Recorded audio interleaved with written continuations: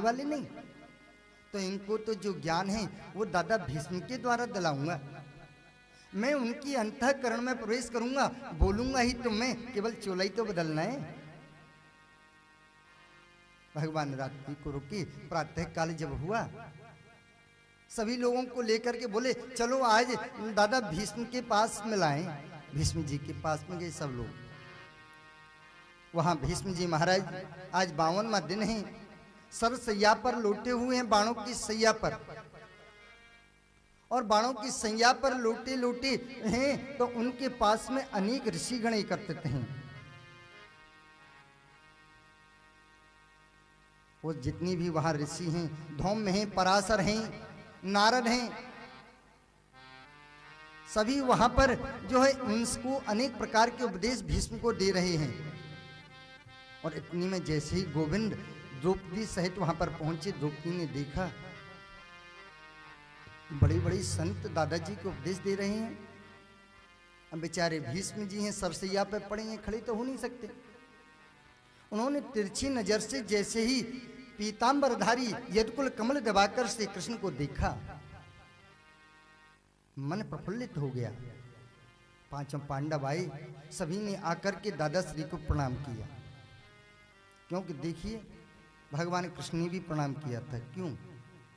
अभिवादन शीलस्य नित्यं वृद्धोऽपि सेवनं चत्वार तेषां वर्धन्ते आयुर्वेद्या यशो बलम। बड़ों का सम्मान करने से 4 चीजें जीव की बढ़ती हैं। अभिवादन शीलस्य नित्यं वृद्धोपसेवन चत्वार तेषां वर्धन्ते आयुर्विद्या यशो और बलम। ये 4 चीजें बढ़ती हैं बड़ों का सम्मान करने से। जीव की आयु बढ़ती है, विद्या बढ़ती है, यश बढ़ता है और बल बढ़ता है।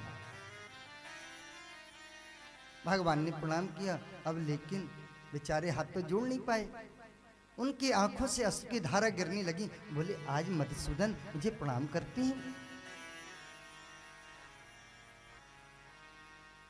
इधर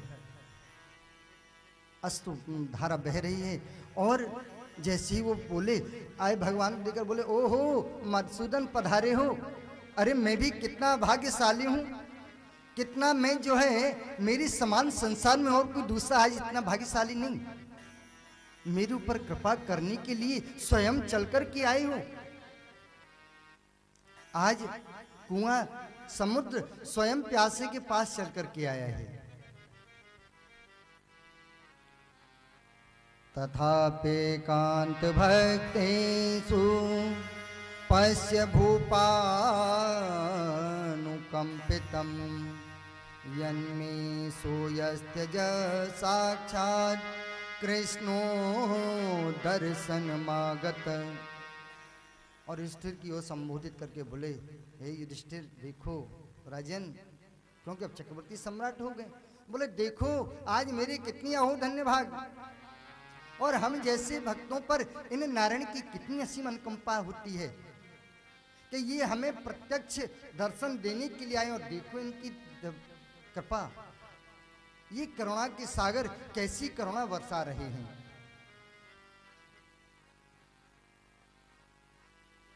और बोले